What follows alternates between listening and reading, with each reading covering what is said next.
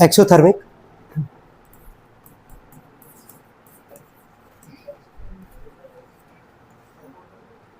Exothermic reaction हो गया। लिखना है इसमें, देखो the reaction in which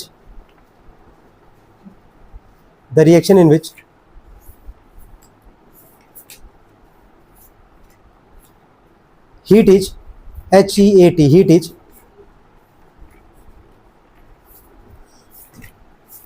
evolved EVOLVED, EVOLVED, evolved is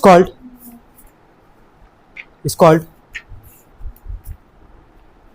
exothermic reaction, is called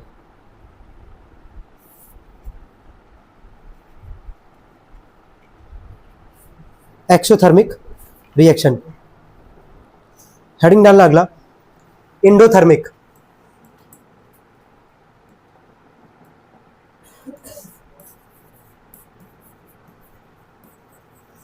endothermic reaction. इसमें लिखना द रिएक्शन इन विच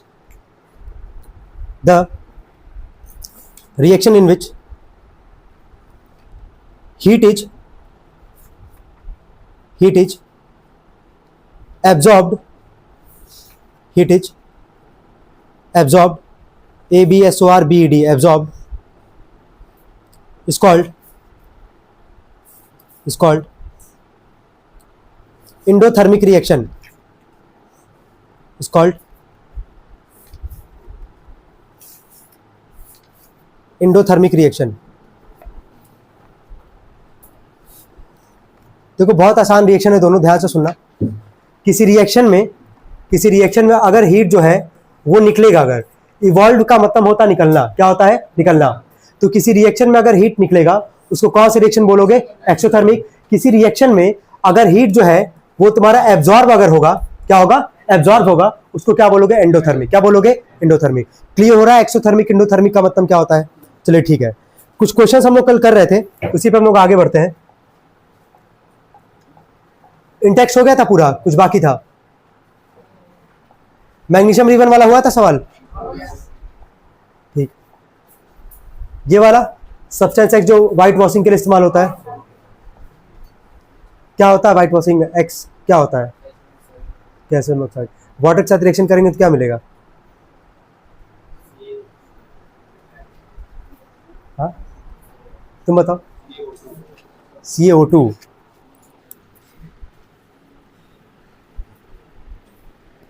मजबूर है हम। कैल्शियम हाइड्रोक्साइड क्या होता है फॉर्मूला? CaOH का क्या? Whole twice. याद आ रहा है ना सबको? चलो ठीक है, कोई नहीं, बहुत ना पढ़ दियो तुम लोग। अच्छा, give an example of double displacement reaction, हो जाएगा? एक एग्जांपल याद होगा सबको, दो याद करवाएगा, एक ही बोला लिखने के लिए। चलो ठीक है, एक्सरसाइज पे आए।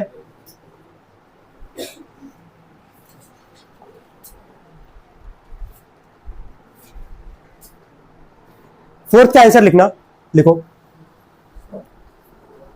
बोला कि what is a balanced chemical equation. अच्छा, बैलेंस्ड केमिकल इक्वेशन क्या था एक बार जरा सुन लो, बस समझा रहे हैं, सबको पता होगा।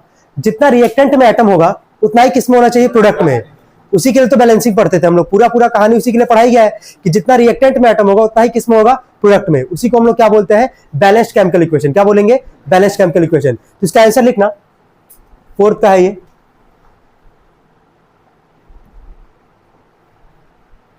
What is a balanced chemical equation? लिखो।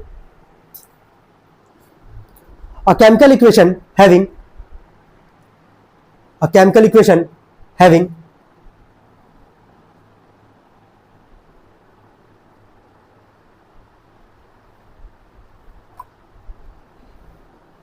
equal number of atoms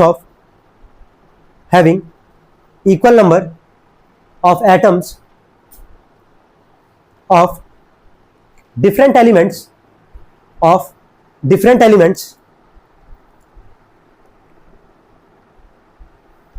in the reactants and products,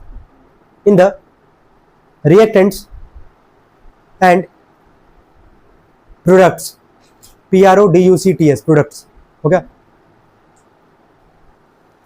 is called a balanced chemical equation, is called a balanced chemical equation. हो गया. जितना रिएक्टेंट उतना ही प्रोडक्ट में, सेम अमाउंट ऑफ अगर atom होगा उसको हम लोग क्या बोलेंगे, बैलेंस्ड केमिकल इक्वेशन. हो गया तक. इसके बाद एक और सवाल था इसमें, आई होप इसका सभी लोग आंसर खुद ही लिख लेंगे. बोला था why should chemical equation be balanced, क्यों किया जाता है बैलेंस? तो लिख लो, a chemical equation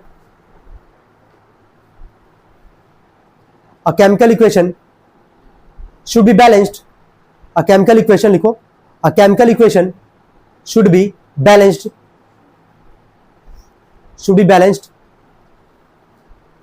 to satisfy the law of conservation of mass, to satisfy the law of conservation of mass.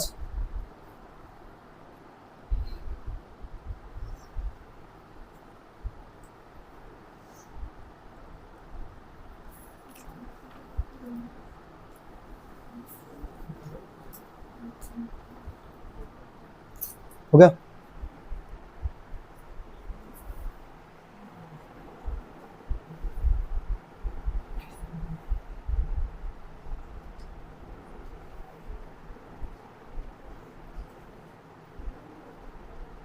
Question 9 पढ़ो. बोला कि what does one mean by exothermic and क्या एंडोथर्मिक रिएक्शन. क्या लिखवा दिए तुम लोग को, हम यहाँ पे समझाया भी गया है, लेकिन आगे बोला कि गिव एग्जांपल्स. तो एग्जांपल हम लिखवा दे रहे हैं, ठीक है, काम हो जाएगा हम लोग का. तो एंडोथर्मिक एक्सोथर्मिक सबको समझ में आ रहा है क्या है. एक्सोथर्मिक में हीट क्या होगा, इवॉल्व होगा, निकलेगा, उसको क्या बोलोगे, एक्सोथर्मिक. जहां पे हीट एब्जॉर्ब होगा उसको क्या बोलेंगे, एंडोथर्मिक. चलो ठीक है, एग्जाम्पल लिख लो. एग्जाम्पल ऑफ एक्सोथर्मिक लिख लो.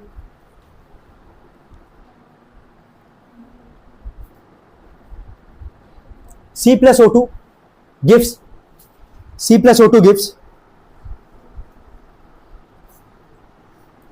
CO2 plus heat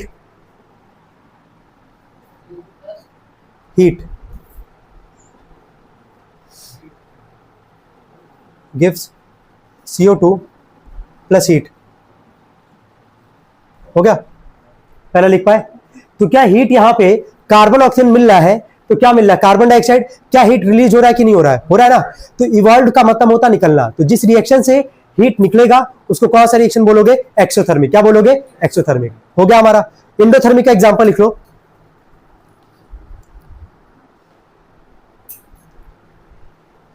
N2 plus O2 देखो, N2 नाइट्रोजन गैस है, plus O2 give, plus heat यहां पे ऐड कर देना, प्लस हीट.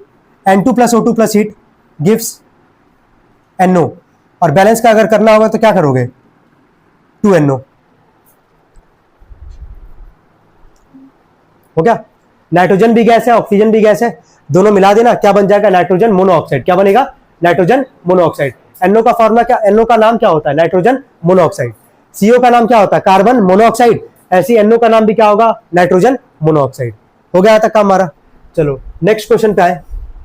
बाकी तो सारे क्वेश्चंस हो गए थे, और भी कुछ क्वेश्चंस बचा है.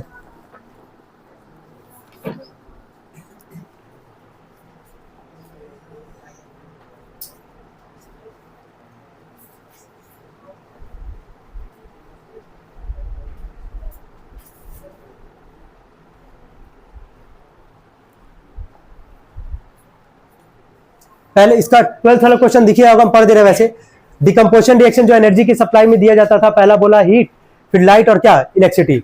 हो गया हमारा सबका. थर्मल वाला था, ये क्या था, फोटोलिटिक, और ये क्या था, इलेक्ट्रोलिटिक. नेक्स्ट पे अगर डिफरेंस बोला है, डिस्प्लेसमेंट, डबल डिस्प्लेसमेंट, ये भी लिखवाने की जरूरत नहीं है. और ये क्वेश्चन लिखो यार तुम लोग पूरा, 14, काफी इंपॉर्टेंट है ये. लिखो, in the refining of silver, question लिखो पूरा. इन द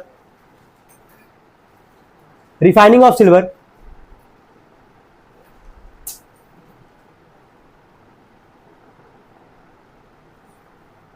दिख रहा होगा तो नोट कर लो यार, दिख तो रहा ही होगा, पूरा नोट करो. क्वेश्चन नंबर 14 बात कर रहे हैं यहां पे.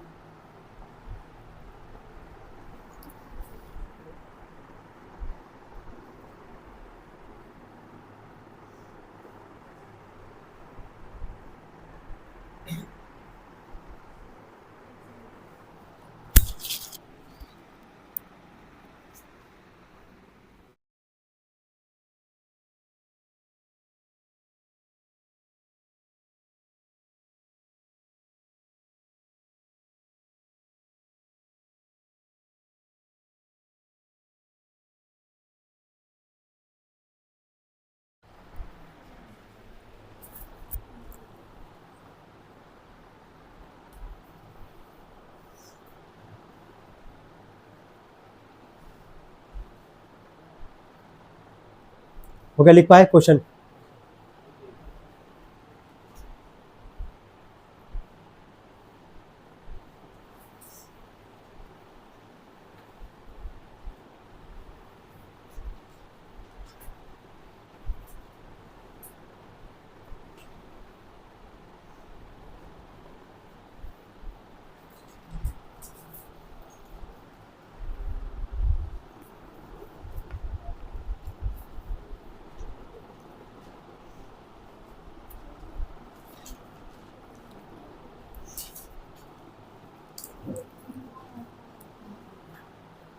आगे देखना, आप अच्छे से सुनना क्योंकि काफी अच्छा सवाल है ये। बोला था in the refining of silver, अगर सिल्वर का रिफाइन किया जाता है, सिल्वर को रिफाइनिंग में अगर रखा जा रहा है या सिल्वर का रिफाइन किया जा रहा है, ठीक है, तो कह रहा है कि जो हम लोग को सिल्वर मेटल मिलेगा, सिल्वर मेटल मिलेगा। क्या सिल्वर का सिंबल सबको पता है क्या होता है? एजी। कह रहा है कि जो the recovery of silver, silver हम लोग को कहां से मिल रहा है, जरा ये भी पढ़ना। सिल्वर कहां से मिल रहा है? सिल्वर नाइट्रेट सॉल्यूशन से। कहां से? इतना समझ में आ रहा है कि रिफाइनिंग हो रहा है सिल्वर का, सिल्वर मेटल मिल रहा है। सिल्वर मेटल कहां से मिल रहा है हम लोग को? Silver nitrate solution. अब क्या सिल्वर नाइट्रेट सॉल्यूशन, यानी कि हम सिंपल बोले सिल्वर नाइट्रेट, क्या सिल्वर नाइट्रेट का फॉर्मूला कितने लोग बना सकते हैं?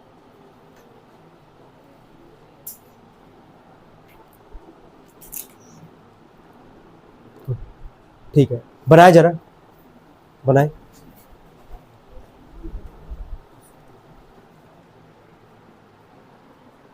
यहां बनाना पड़ेगा, वही जो आयस याद करवाया गया था तुम लोग को, उसी का यहां पे हेल्प लोगे।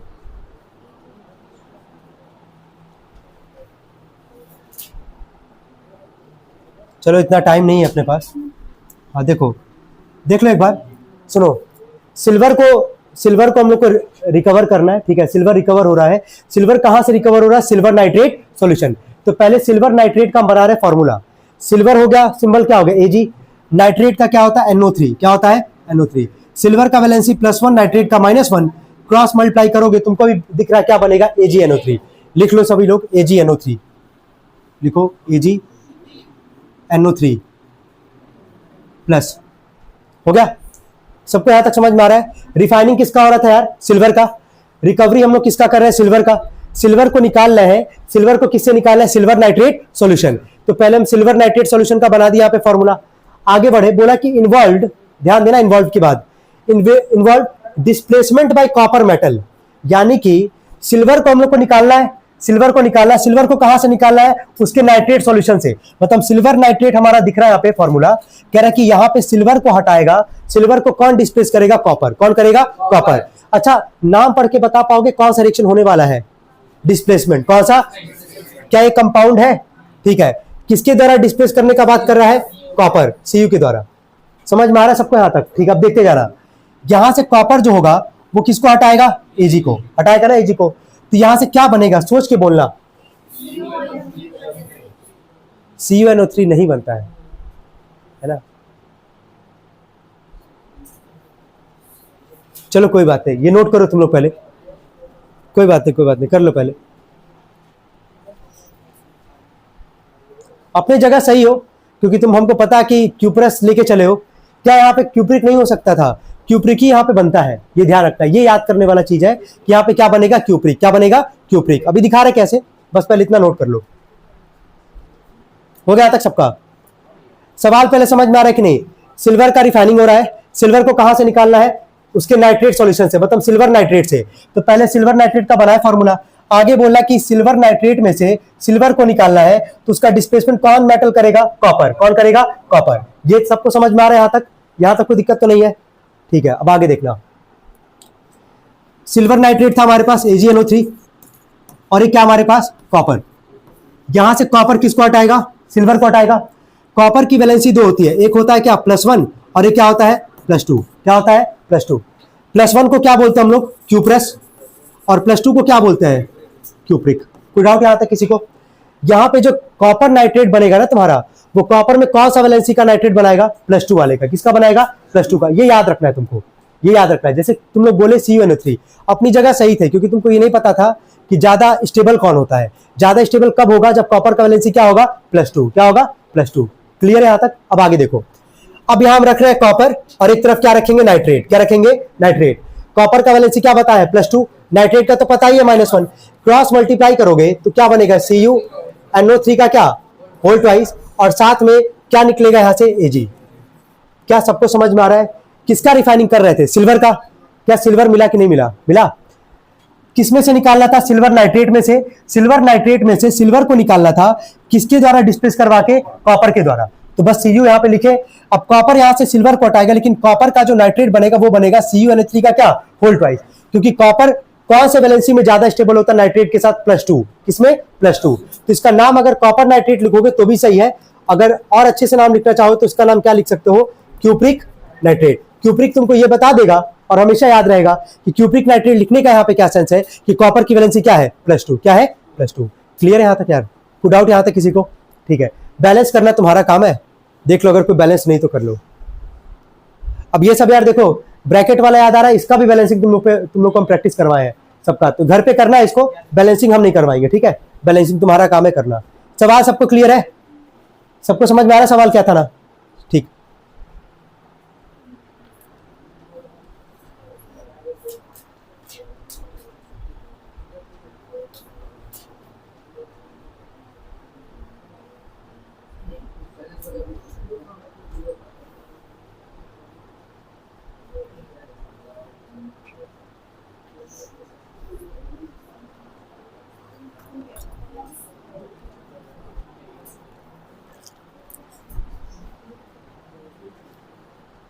बोलना है यहाँ तक, कोई डाउट यहाँ तक किसी को?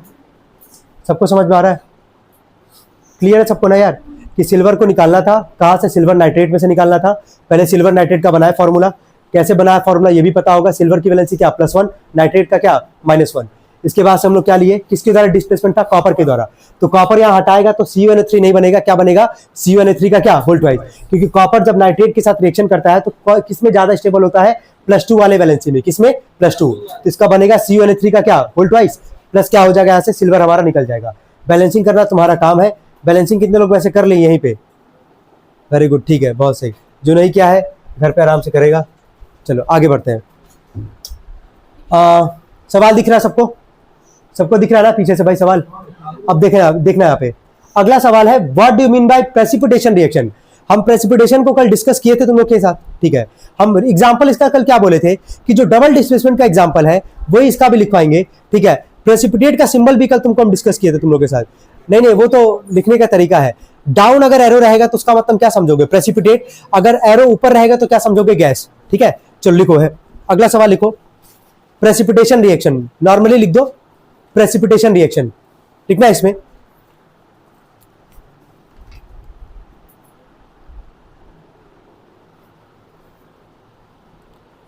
बोले, any reaction in which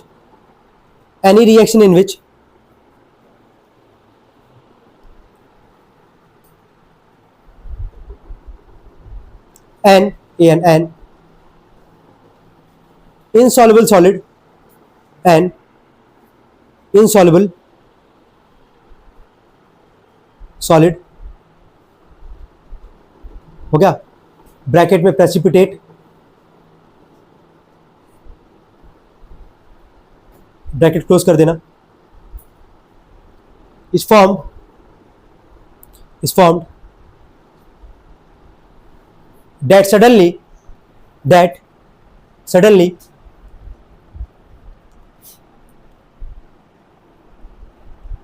separates from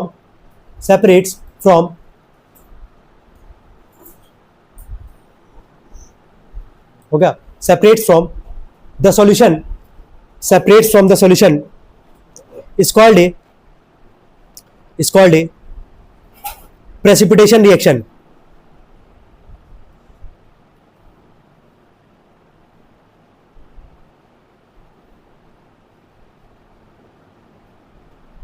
It's called a precipitation reaction. हो गया। तो इनसॉल्युबल सॉलिड का मतलब क्या है, एग्जांपल ले लो चॉक वाटर का यार, है ना। चॉक को अगर पानी में अगर मिलाते हो अगर, तो पानी जब तक तुम स्टीयर करोगे तब तक चॉक भी घूमता रहेगा। जब उसको छोड़ दोगे तो क्या चॉक जाके नीचे क्या हो जाएगा, सेटल डाउन। और अगर चाहोगे तो पानी को अलग कर सकते हो और चॉक को अलग कर सकते हो। समझ में आ रहा है, ये लिखे हो। जो बच जाएगा, जिसको तुम अलग कर सकते हो ना, जो वाटर में डिजोल्व नहीं हुआ, जिसको तुम अलग कर भी पा रहे हो, उसी को हम लोग बोलते हैं प्रेसिपिटेट। क्या बोलते हैं? प्रेसिपिटेट। पूरा रिएक्शन क्या कहलाता है? Precipitation reaction. क्या कहलाता है? Precipitation reaction. चलो एग्जांपल लिख लो, सेम एग्जांपल लिखवाएंगे जो डबल डिस्प्लेसमेंट में था, बस यहाँ पे हम एडिशनल क्या करवाएंगे, प्रेसिपिटेट लिखवा देंगे अलग से। ठीक है, लिखना एग्जांपल लिखो, AgNO3 plus NaCl। I hope समझ रहे होगे तुम लोग। AgNO3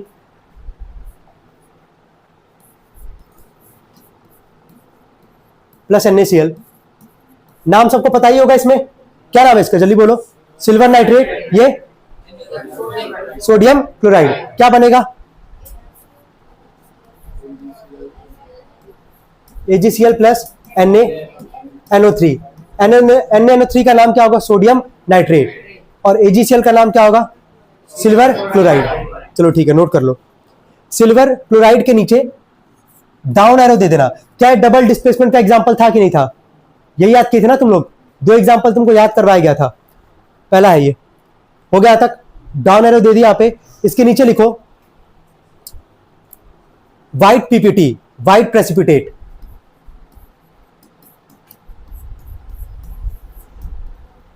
व्हाइट प्रेसिपिटेट हो गया। ये याद रखना पड़ेगा कि जो डबल डिस्प्लेसमेंट का जो एग्जांपल याद किए थे, जो अगर प्रेसिपिटेशन का एग्जाम में अगर आता है, जब ये लिखोगे तो AgCl के नीचे डाउन एरो दिखा देना, इसका मतलब प्रेसिपिटेट। और कैसा प्रेसिपिटेट मिलेगा हम लोग को? व्हाइट। कैसा मिलेगा? व्हाइट। चले आगे बढ़े, नेक्स्ट क्वेश्चन पे आते हैं।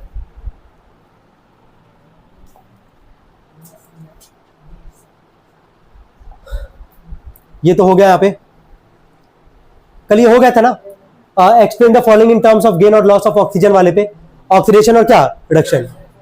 चलिए नेक्स्ट क्वेश्चन पे आते हैं हम लोग।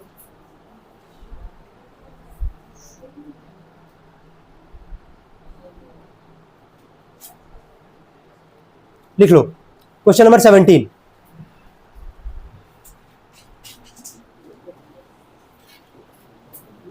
ये भी याद रखना है, लैब में करोगे तो ज्यादा अच्छे से समझ में आता, लेकिन इसको भी याद रखना है।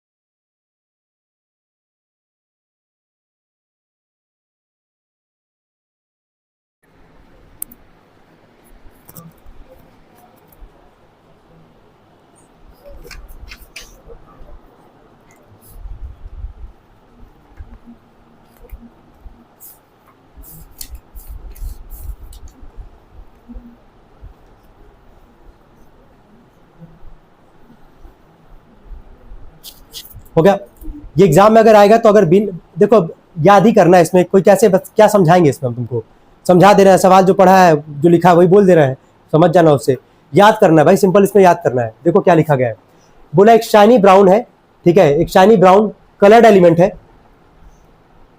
एक शाइनी ब्राउन कलर्ड एलिमेंट है जो कि किससे रिप्रेजेंट कर रहा है, एक्स से, है ना।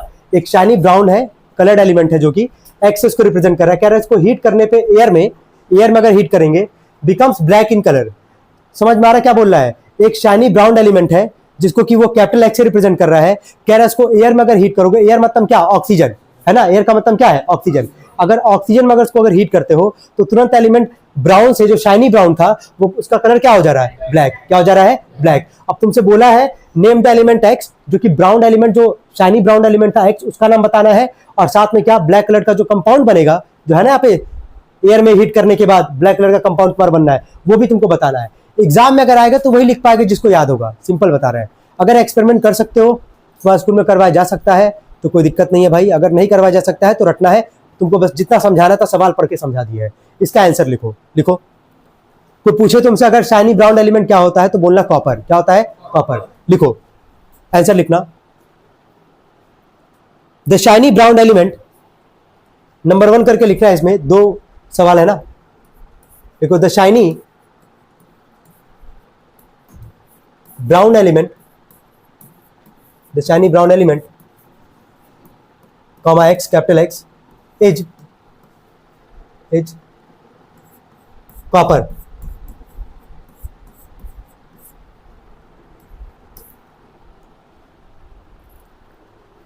पहला याद रहेगा ना तो सेकंड तो यार देखो अपने आप बना लोगे, समझ रहे हो ना। पहला अगर ये पता रहे कि शाइनी ब्राउन एलिमेंट किसको बोलते हैं तो सेकंड अपने आप बना लोगे, ठीक है। तो ये याद रखना है कि शाइनी ब्राउन एलिमेंट किसको बोलते हैं, कॉपर को। क्या बोला, किसके साथ हीट कर रहा था, एयर में। एयर का मतलब क्या, ऑक्सीजन। एक बार और हम बताए थे बैलेंसिंग करते टाइम पे। तो सेकंड लिखना, सेकंड नंबर पे लिखो Cu प्लस O2, लिखो Cu plus O2 gives CuO, लिखो CuO, ठीक है। अब तुमको भी जस्ट बताया कॉपर का 2 वैलेंसी +1 और क्या +2, या कौन सा लिया गया होगा +2, क्योंकि ऑक्सीजन का क्या होता है -2, तभी तो बन पा रहा होगा ये। इसका नाम अगर लिखना होगा तो हम लिखेंगे क्यूप्रिक ऑक्साइड। क्या लिखेंगे, क्यूप्रिक ऑक्साइड। बैलेंसिंग करना तुम्हारा काम है, इसको बैलेंस कर लेना, बिना बैलेंसिंग के तो लिखोगे नहीं। हो गया ये भी क्वेश्चन, बैलेंस कर लो, हो गया। इसके नीचे लिखो ब्लैक कलर्ड कंपाउंड, लिखो क्यूप्रिक ऑक्साइड एक ऐसा कंपाउंड है ब्लैक कलर्ड। बोला था ना कि ब्लैक कलर कंपाउंड को वही बताना है। तो शाइनी ब्राउन हो गया तुम्हारा एलिमेंट कॉपर, और जो ऑक्सीजन के साथ हीट करने के बाद जो कंपाउंड बनेगा वो बनेगा क्यूप्रिक ऑक्साइड, जो कि कैसा होगा, ब्लैक। कैसा होगा, ब्लैक। चलिए नेक्स्ट पे आए।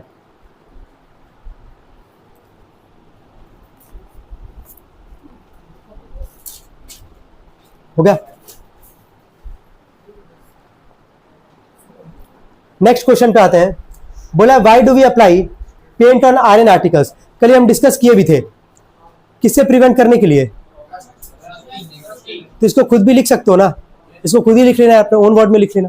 चलो लास्ट, सेकंड लास्ट ही समझो, क्योंकि 20 तो ऑलरेडी यहाँ पे करवाया जा चुका है तुम लोग को, है ना।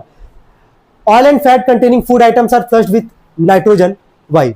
लिखो, इसका आंसर लिखो, डायरेक्टली लिखना। द प्लास्टिक बैग्स, लिखो the plastic bags containing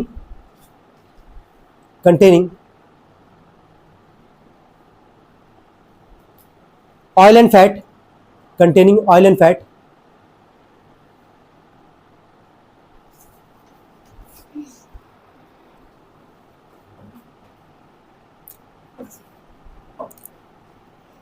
containing food items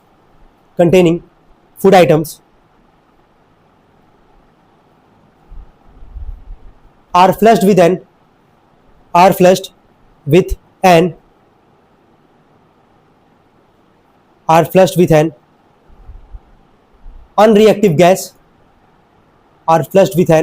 unreactive gas, bracket में लिख लो nitrogen,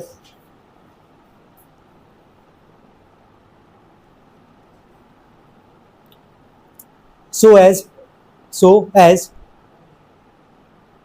to prevent them from getting oxidized